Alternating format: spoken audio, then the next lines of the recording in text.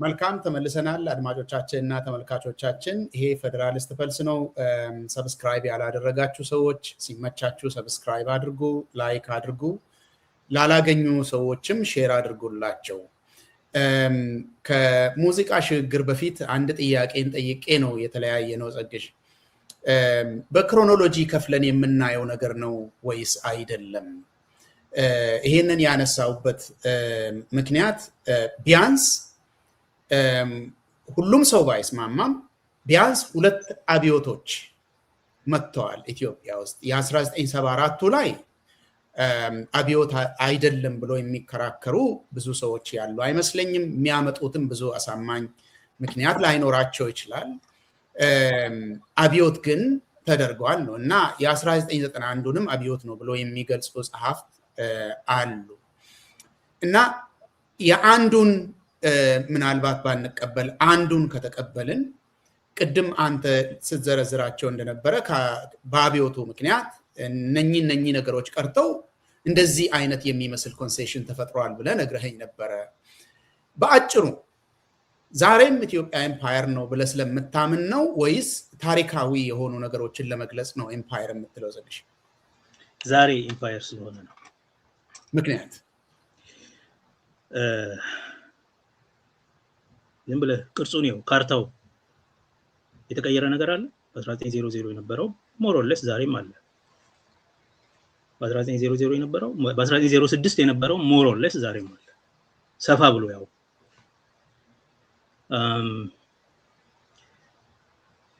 በኃይለ ሥላሴ ጊዜ የዳር ሀገር ነበረ የሚባሉት በሚኒሊክ ጊዜ የዳር ሀገር ነበረ ወይ የጋላና ሻንክላ ሀገር አለ በኃይለ ሥላሴ ጊዜ በተለይ ከሁለተኛ ዓለም ጦርነት በኋላ ጠቅላይ ግዛቶች ነበሩ በደርግ ጊዜ ክፍለ ሀገሮች ነበሩ 14 ነበሩ 13 ነበሩ በኋላ ላይ 14 ሆኑ በኃይለ ሥላሴ ጊዜ ባሌ ሐረር ባሌ ለብቻው ሲመሰረት በደርግ ጊዜ 14 ነበሩ ወደ መጨረሻው ኢህድሪ የሚባል ህገ መንግስት ሲረቀቅ 24 አስተዳደር ግዛቶች ኖሩ ከዛ የተወሰኑቱ አንድ አምስቱ ራስ ገዝ አስተዳደር ተባሉ ስትራቴጂክ የሆነ የኮንሴሽን ተግባር ነው ጦርነቱን ዳይሉት ለማድረግ በወቅቱ የነበረውን የነጻነት እንቅስቃሴ በኦጋዴን በኦሮሚያ በኤርትራ በትግራይ የነበሩትን ዳይሉት ለማድረግ ሲባል ኮንሴሽን እንደሆነ የምታየው የኤምፓየሩን የማስተካከል ሳይሆን ኤምፓየሩን የማስጠበቅ እንቅስቃሴ እንደሆነ የምታየው እዚህ ስሙ ተቀያይሯል ንጉሳዊ ኤምፓየር ነበረ ወታደራዊ ኤምፓየር ነበረ ከወታደራዊ ሶሻሊስታዊ ኤምፓየር ነበረ ፌደራላዊ ኤምፓየር ነበረ መልቲናሽናል ኤምፓየር ህብረ ብሔራዊ ኤምፓየር ነበረ ዛሬ ኤምፓየር ምክንያቱም ትርክቱ የሚኒሊከን ስለሆነ ማለት ነው የዚህ ስርዓት ርዕዮቱ ተቀያይሯል ወይም ደግሞ ጀስቲፋይ የሚያደርጉበት አይዲዮሎጂ አካሄዳቸው ክርስቲያናይዚንግ ሲቪላይዚንግ ነበረ የሚኒሊክ የጳውሎስ ኞኞን አጤ ሚኒሊክ እና ኢትዮጵያ ማንበብ ይበቃል ወይም ጦቢያ የሚለውን መጽሐፍ የአፈወርቅ ገብረ ኢየሱስ ስለ ማጥመቅ ነው ሄዶ ዋና ግቡ ማለት ነው ክርስቲያን ማድረግ ክርስቲያናይዚንግ በኃይለ ሥላሴ ጊዜ ህግ ትምህርት ቤት አካባቢ የመጀመሪያው የህግ ትምህርት ቤት ምሩቃን ሲመረቁ ንጉሠ ነገሥቱ ያደረገው ንግግር አለ ያ ንግግር ኢትዮጵያ አሁን ወደ ስልጣኔ በፍጥነት መራመድ አለባት ለዚህ ደግሞ ህግ አዳዲስ ህጎችን አርቀቀናል 1960ዎቹ ጁሪስቲክ ሬቮሉሽን ማለት ነው በ1965 ነው 6 ኮዶች በአንድ ጊዜ ተረቀው በስራ ላይ ውለው ነበር በ63 ዩኒቨርሲቲ ተመስርቶ በ67 በፈረንጅ አቆጣጠር ሲመረቁ የመጀመሪያዎቹ ግራጁዌቶች ሲመረቁ ንጉሠ ነገሥቱ ንግግር ያደርጉ ነበር የመረቂያ ንግግር ማለት ነው ቻንስለሩም እሳቸው ስለሆነ ዩኒቨርሲቲ እና በዛ ንግግር አዳዲስ ህግ አቁመናል ወደ ስልጣኔ ለማድረስ አገሪቱን ይሄ አዳዲስ ህግ ግን አላማው አገሪቷን በተለያየ አይነት ባህል ውስጥ የሚኖረውን ህዝብ አንድ ለማድረግ ይህንን ህዝብ ወደ ፈጠነ ወደ ስልጣኔ ለማሻገር እና ለአዲሶቹ ምሩቃን የሚያስተላልፉት መልእክት ምንድነው? ስራችሁ አንድነትን መፍጠር፣ አገሪቷን ወደ ስልጣኔ ማሻገር ነው። ቢሮክራቲክ ሎየር ነው የፈጠርኩ ያለሁት እያሉ ሚሽናችሁ ለፍትህ፣ ለሀቅ፣ ለመብት ምናምን መታገል ሳይሆን ስልጣኔና አንድነትን። ስልጣኔ ሲሉ እንደ አውሮፓ እንሁን ነው። የአውሮፓ ህግ አምጥቼላችኋለሁ እንደ አውሮፓ እንሁን። ይሄ ዛሬ ኤአይ አምጥቻለሁ ስለዚህ አሁን በኤአይ እንደሚለው ድሮን አምጥቻለሁ ዛሬ በድሮን ጨዋታው በድሮን ነው እንደሚለው ማለት ነው። this imperial fascination with Europe because የዛ የዩሮፕ ተቀጽላ ነን ብለው ስለሚያምኑ ተቀጽላም ሆነው አክት ስለሚያደርጉ ማለት ነው። የሀገር በቀል የሆነውን ኢንዲጂነስ የሆነውን ጉዳይ ስለሚጠየፉ ርዕዮቱ ከክርስቲያናይዚንግ ከክርስቲያን ሲቪላይዚንግ ሚሽን አሁን ወደ ስልጣኔና ሞደርናይዜሽን ወደ ዘመናዊነትና ወደ አንድነት ዩኒፊኬሽን ሆሞጂናይዜሽን ማለት ነው። ሆሞጂናይዜሽን ለሄጂሞናይዜሽን that was the mission እንጂ ምንም የተቀየረ ነገር የለም።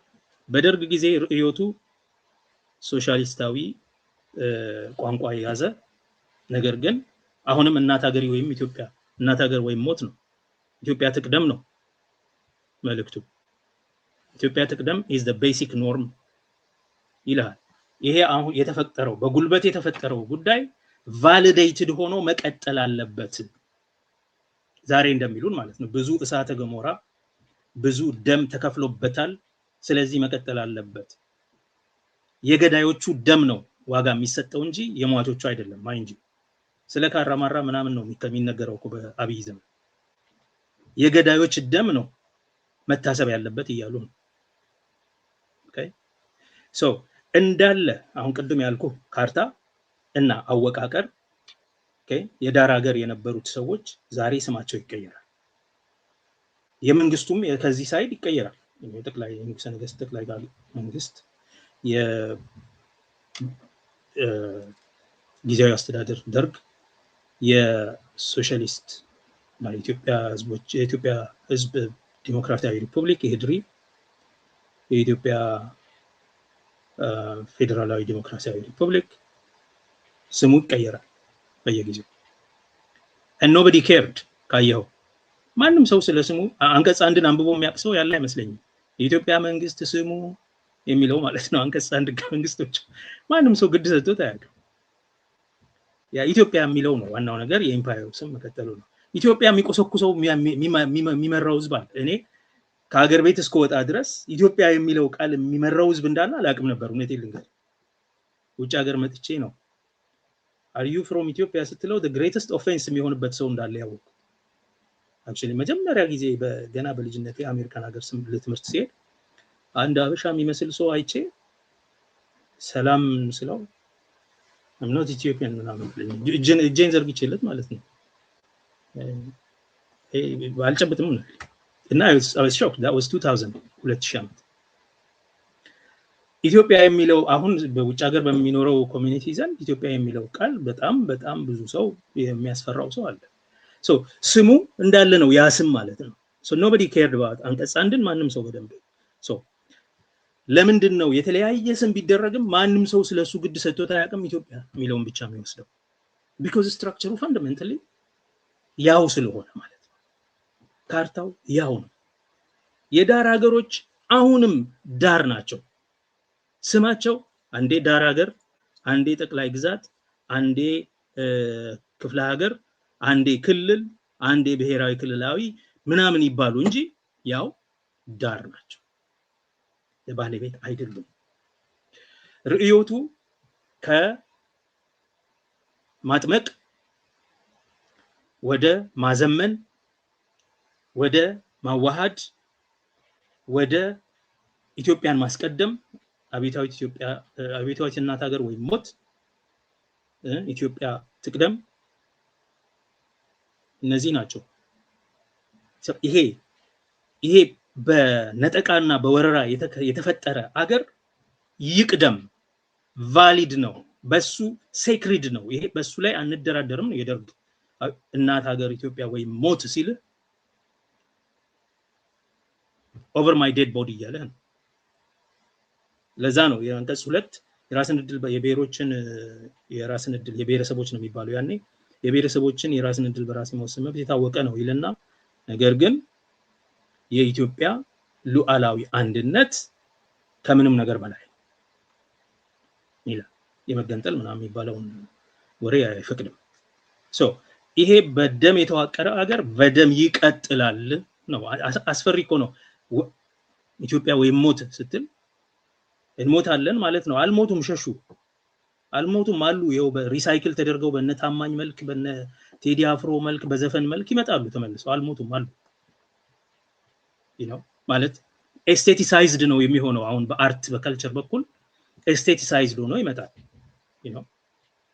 ውብ ተደርጎ ሳኒታይዝ ተደርጎ ዲዮዶራይዝ ተደርጎ ለዘመኑ በሬጌ ታጅቦ በአርቲስቶቻቸው ይመጣል ግድያ በዘፈን የሚወደስበት ሀገር ነው ኦኬ ሶ ፈንዳሜንታሊ እዛው ጋር ነው ያለው የተቀየረ ነገር የለም ዛሬ ስለ ብሔሮች መዝፈን የዘር ማጥፋት ማወጅ ነው አንድ የሆነ ሰው በኦሮምኛ የዘፈነው ዘፈን ነበር ጀመርቴ ሞሸለላሺ የሚል ዘፈን ያውም እንግዲህ ጀመርቴ ሽለላ አማርኛ ሆኖ እና እሱን ሰውዬ የዘር ማጥፋት ነው የሚዘፍነው ብለው ብዙ ዘመቻ ነበር ጸጋዬ አራርሳ የፊንፊኔ በወራሪዎች በነጠቃና በወረራ የተያዘ አገር ነው የኦሮሞ አገር ነው ስላለ በሌሎች ህዝቦች ላይ መጤ ብሏል ወራሪዎች ብሏል ስለዚህ የዘር ማጥፋት አውጇል ተብዬ ብዙ ነገር እንዲደርስብኝ ተደርጓል እነሱ ግን የሚያጀግኑት ገዳዮችን ነው በየቀኑ ማለት ነው ኤስቴቲሳይዝ አድርገው ዘመናዊ አድርገው የሚያጀግኑት ይሄንን ነው ናው ይሄ ሁሉ እየሆነ ሪሳይክል የመደረጉን ነገር ማለት ነው ያ አይዲዮሎጂ ሪሳይክል እየተደረገ መልኩን እየቀየረ ቀጥሏል ትርክቱ በአብዮታዊት እናት ሀገር ኢትዮጵያ ወይ ሞት ከሚለው ከዛ ደግሞ የፌደራሊዝሙን አሁን ያለውን ፌደራሊዝም የህዝቦች መብት ተመልሷል ብለህ ካልተቀበል ካሸባሪ ነህ ተባለና ሴኩሪታይዝ ይደረጋል አይሮኒክ ነው የህብረ ብሔራዊ ፌደራሊዝም በጸናበት ዘመን ነው የብሔር ማንነት አሸባሪነት ጋር የተያያዘው የብሔር ማንነት አሸባሪ የተባለው በግልጽ በአሸባሪነት የተወነጀለው ህብረ ብሔራዊ ፌደራሊዝም በጸናበት ዘመን so again pacification ነው እንጂ አላማው ምለው ለዚህ ነው ይሄ ኢምፓየሩን አልቀየረውም so ኢምፓየሩ ድሮ ነበረ አሁን ደግሞ ውርሱ አለ ቅሪቱ አለ አይደለም ኢምፓየሩ እንዳለ ሳይነካ አለ ኢንፋክት እሱን ቫሊዴት ለማድረግ የትርክትና የአይዲዮሎጂ ሽኩቻ አለ በጣም ጥሩ ዘግሽ እዚሁ ላይ እና ህገ መንግስትን ለመሻር ዛሬ ማለት የበለጠ እድል ልፈጥርልህ ነውና ስለ ሄሪቴጅ አይደለም ራሱ የተፈጠረው ግን ብቻ ነው የምትለኝና መገለጫዎቹንና ምክንያቶቹን አንስተህልኛል አሁን ፋውንዴሽኑ የዚህ እሳቤ ፋውንዴሽኑን ልጠይቅ ፈልጌ ነው አንድ አብዮት ተደርጓል ማለት ሁሉም ጻፍት የሚስማሙበት ኢትዮጵያም ኤምፓየር መሆኗን ካፈጣጠሯ እስከ 1974 ኤምፓየር መሆኗን የሚከራከር የታሪክ ባለሙያ እኔ እስካሁን አልገጠመኝ በየትኛው ወገን ነው አለ የታሪክ ባለሙያ ነው ያልኩት ይሄ በአማተሪሽ ከሰፈር እየወጡ ተረት የሚጽፉ ምናምን ሳይሆን ባለሙያ ታሪክ ያነበበ እና በታሪክ ትሬኒንግ ያለው ሰው ማለት ነው የትኛውም ወገን ቢሆን የኢትዮጵያንስትም ቢሆን ከዛ ውጪም ለምሳሌ ኦሮሞ ስተዲስ ውስጥም ብትሄድ ይሄ እስከ እንደ ኮመን ዲኖሚኔተር ልትወስደው ትችላለህ። እስከ 1974 ኤምፓየር መሆኑ ላይ ምንም አይነት የውጭ ጸሐፍትም ጭምር የታሪክ ባለሙያዎችም ሌሎችም ስኮላርስ የሚከራከሩት ጉዳይ አይደለም። ስለዚህ እስከ 1974 ድረስ ኤምፓየር ነው አይደለም የምንለው ነገር አይደለም ማለት ነው። ስለዚህ የእሳቤውን መሰረት ልጠይቅ ፈልጌ ነው ያልኩት ምንድን ነው ኤምፓየሩ ራሱ አብዮት ቢገጥመውም ራሱ የቀጠለ ሄሪቴጅ ሳይሆን ራሱ ኤምፓየሩ ነው የቀጠለው ስትለኝ አንድ መሰረታዊ የሆነ መነቃቀልን የሚፈጥር አብዮት ከመጣ በኋላ ኤምፓየር ያው ኤምፓየር ነው የምንለው ነገር አሳማኝነቱ ምን ያክል ነው ለማለት ነው። ኤምፓየር ክሊን ፕሌት ይፈጥራል ብለን አስበን ከሆነ ለምሳሌ የፈረንሳይ አብዮት አላደረገም። ከዛ ወደዚህ የሚሻገሩ ነገሮች በግልጽ አሉ። መሰረታዊ አብዮት ማለት ይሄ ነገሮችን ከመሰረቱ የሚነቃቅል ነገር ገጥሟታል እቺን አገር ብለን የምንቀበል ከሆነ እንዳለ ነው ኤምፓየሩ ማለት እንችላለን ወይ? ከዛ ውጪ ግን አይ የ1974ቱ ራሱ አብዮት አይደለም ወደምንለው ከሄድን እሱ ሌላ ነገር ሊሆን ይችላል ማለት ነው። ስለዚህ እሳቤው አልተቀየረም ስትል መገለጫዎቹን ተቀብዬ ይሄ ተቋማዊ የሆነ አሰራሩን መኖሩን ተቀብዬ ሄሪቴጅ መኖሩንም ተቀብዬ ግን መሰረታዊ እሳቤው ምንድነው የሚለውን መጠየቄ ነው። ዘግሽ ኦኬ መልካም። ኢምፓየር ምንድነው የሚለውንም ማንሳት የሚያስፈልጋል። እግረ መንገዳችን ኢምፓየር ነው ስትል ኢምፓየር ራሱ ምንድነው? እሱ ቀላል ትርጉሙ አንደኛ ድንበር ዘለል የሆነ አሰራር፣ አንድ መንግስት ከድንበሩ ዘሎ ሌሎችን ህዝቦችን አካባቢዎችን ወሮ ሉዓላዊነታቸውን ሰብሮ በራሱ ሉዓላዊነት አገዛዝ ስር ማኖር ነው። ሁለተኛ ተስፋፊ ነው። ኦኬ ኤክስፓንድ ነው የሚያደርገው ከአንድ ቦታ የአቢሲኒያን ኪንግደም ወደ ኢትዮጵያ ሄደ ነው። ሶስተኛ በወረራና በኃይል ነው የሚገዛው። ወሯል፣ በኃይል ደግሞ ሜንቴን አድርጓል። ይሄው ነው ድንበር ዘለል ወረራና አስገብሮ መኖር ማለት ነው። ይሄን ካየኸው መሰረቱ እንደዛ ነው። የወረረው ያስገበረው ግዛት እና ህዝብ አሁንም እዛው አለ። የዜግነት እኩልነት ለማምጣት በዚህ ውስጥ ማለት ነው ኢምፔሪያል ሲቲዘንሺፕ ይባላል በእንግሊዝኛው። በኢምፓየር ውስጥ የኢምፓየር ዜግነትን ለማምጣት የተለያዩ እንቅስቃሴዎች ተሞክረዋል። ላስት ዋን ኢትዮጵያ ውስጥ ብዬ የምለው የሃጫሉ ሁንዴሳ ነው። አድዋን ኬኛ ደረቱን እየመታ አድዋን ኬኛ በረመቀሌስን እያለ ኦሮሞን ብዬ ጃራ መሌ ብዬ ዲጋሪ እያለ እየዘፈነ የሞተው ላስት ኢምፔሪያል ሲቲዘንሺፕን እየተመኘ የሞተ የኦሮሞ ልጅ ብዬ ነው። ከሱ ሞት በኋላ ኢትዮጵያ ኢምፔሪያል ሲቲዘንሺፕ ኢምፓየራዊ ዜግነትን እንኳን ለኦሮሞ ለመፍቀድ ፍላጎት እንደሌላት፣ ምክንያቱም ሆል ናሽናል ሚዲያ ወጥቶ ነው እንዴት ሚኒሊክ የፈረስ ሌባ ነው ይላል ይገደል ብለው ያወጁበት በሙሉ ሚዲያ አሉ። በህይወት እነዛ ሰዎች ቀን ይመጣል ተጠያቂ ይሆናሉ ለዛ። ኢምፔሪያል ሲቲዘንሺፕ እንኳን ለማግኘት ብዙ ጥረቶች ነበሩ። ኃይሌ ፊዳ፣ የተማሪዎች እንቅስቃሴ፣ አብዮቱ፣ ሁለተኛው አብዮት፣ ሶስተኛው አብዮት፣ የቄሮ አብዮት፣ ኢምፔሪያል ሲቲዘንሺፕ ፍለጋ።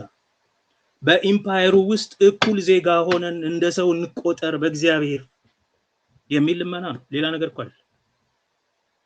በኢምፓየሩ ውስጥ እኩል ዜጋ እንሆን እንታይ። አንድ አብዮት አይደለም ያለው፣ ሶስት አብዮት ነው እኔ የምመሰክረው።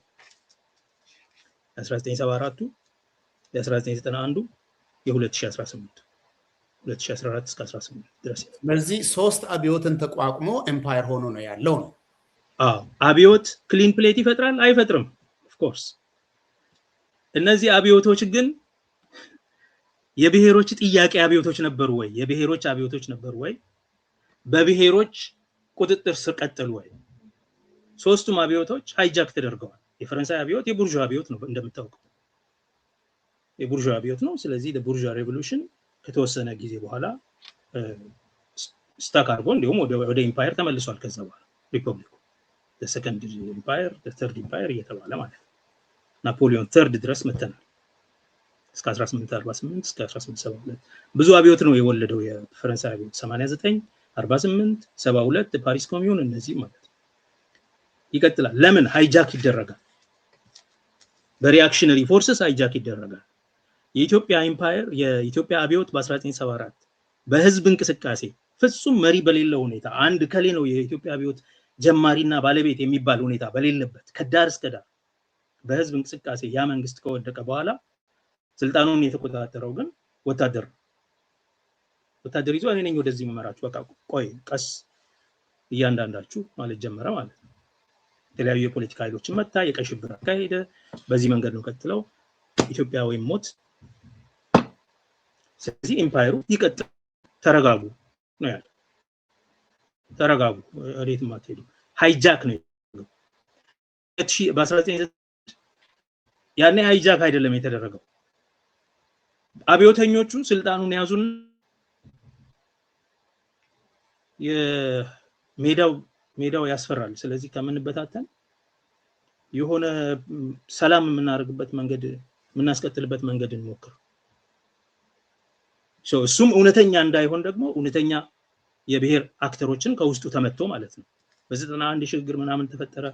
ለምሳሌ ኦሮሞን በተመለከተ የሀገር እንዳልተቀበለ የምታውቀው የኦሮሞ ነጻነት ግንባር ከውስጡ እስከዛሬ ድረስ የትግራይ ሊቃን እስከዛሬ ድረስ ያ ስህተት ነበር ዲ ኦሪጂናል ሲን ነው ይለዋል ጻድቃን ገብረትንሳኤ። ለምሳሌ ኦነግ ተገፍቶ መውጣቱ ስህተት ነበር፣ ግን የፖለቲካ ውሳኔ ነው። የፖለቲካ ውሳኔ የሆነበት ምክንያት ደግሞ በዛ ሁኔታ በዛ ኦነግ ባለው ህዝባዊ ቅቡልነት ነሌንጮ ለታ ኦኬ በጊዜያዊ በሽግግር መንግስት ምርጫው ተሳትፈው የሚቀጥሉ ከሆነ እኛ በበላይነት መቀጠል አንችልም። ስለዚህ በሆነ መንገድ አወላክፈን ማስወጣት አለብን። መውጣት አለባቸው። ወጡ። ከዛ ምንድነው የተፈጠረው?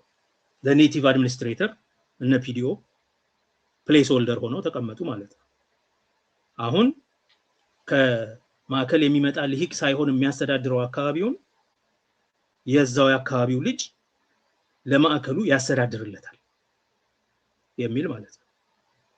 ይሄ በብሪቲሽ ኢንዳይሬክት ሩል ሎርድ ሉገርድ ጀምሮ ሲካሄድ የነበረ ነው። በኢንዳይሬክት ሩል ማለት ነው። ኔቲቭ አድሚኒስትሬተር አለው፣ ቺፎች አሉ ምናምን በናይጄሪያ በተለያዩ ቦታዎች። ያው ቺፎች ናቸው እኮ እነ ፒዲኦስ እነ ኩማ ደመቅሳ ማለት ነው። ሌላ ምንም ታሪክ የለውም እንጂ ኢኳል ፓርትነርስ አይደሉም፣ አልነበሩም። ለዛ ነው ከመለስ ጋር ሳይሆን ከነጋሶ ጋር ሲያዘሙ ወይም ከነተወልደ ሳይድ ሲሄዱ በሙሉ ወደ እስር ቤት የገቡት እነ ነጋሶ እነ አልማዝ መኮ ምናምን ከሀገር የወጡት ማለት ነው። ምንድነው እያልኩ ያለሁት? አብዮቶች ተካሂደዋል። አብዮቶች ክሊን ፕሌት ክሊን ስሌት ክሊን ቢጊኒንግ አይጀምሩም፣ የታወቀ ነው። የኢትዮጵያ አብዮት ደግሞ እንደ ማንኛውም አብዮት ያለው ሊሚቴሽን እንዳለ ሆኖ ሃይጃክ ተደርጓል። በ2018 የሆነው ይሄ ነው።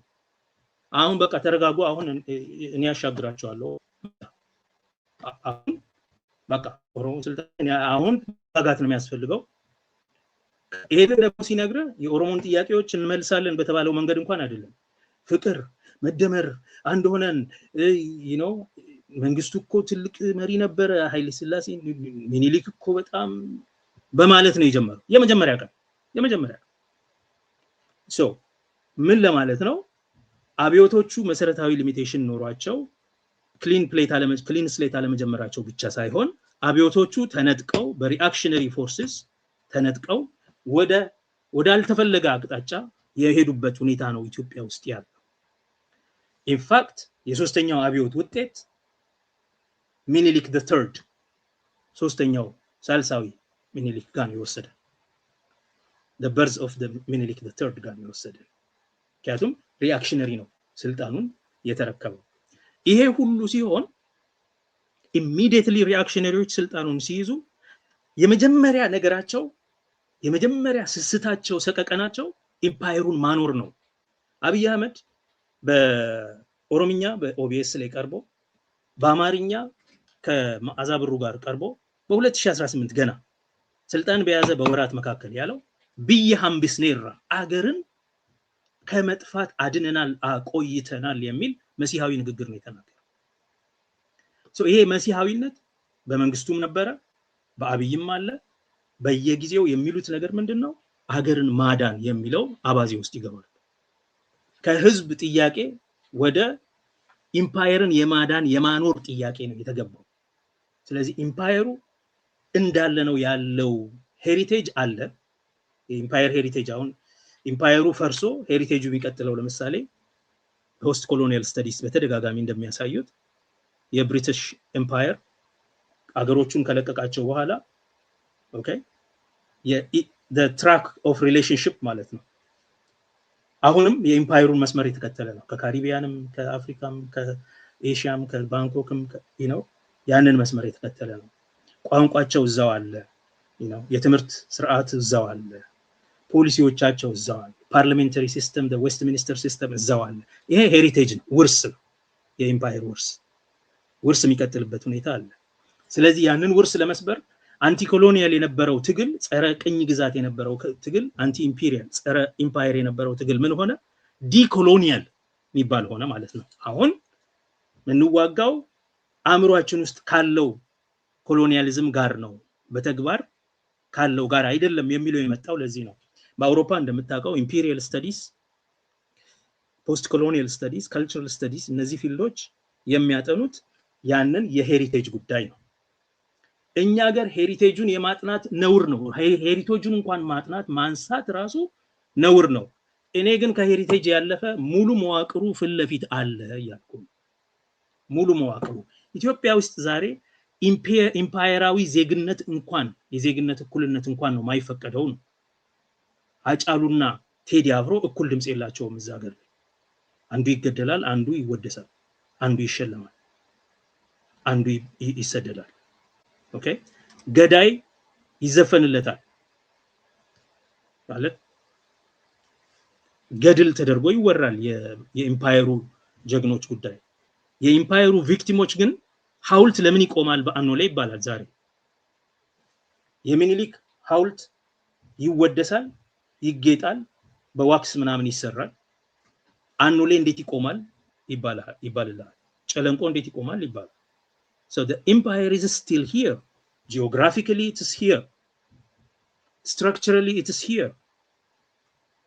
ሌላው ቀርቶ የኢምፓየሩ መናገሻ ፊንፊኔ የነበረው አዲስ አበባ ተብሎ አለ። ዛሬ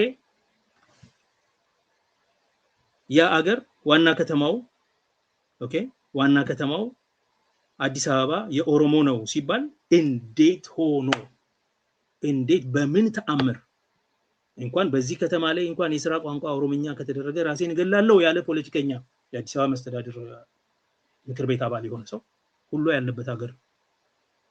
So the empire is here and the empire is now. በጣም አመሰግናለሁ ጸግሽ። ይሄንን ነገር ያነሳውት እንደ ፎሎ አፕ ኩዌስችን ወይ ደግሞ አንተ ስትጠቀማቸው የነበረው አገላለጾች ላይ ቢልድ በማድረግ ነው። ወደ ብሔሮቹ ጉዳይ እንመለስ። የብሔሮች ጥያቄን እንግዲህ በመጠኑ አይተን ብዙ እንዳልሄደ ግን ኮንሴሽን እንዳለ ቅድም ነግረኸኝ ነበር። የብሔሮች ጥያቄ ግን በኢትዮጵያ ኮንቴክስት ሙሉ ለሙሉ ተመልሷል የምትለው መቼ ነው? ከሙዚቃ ሽግግር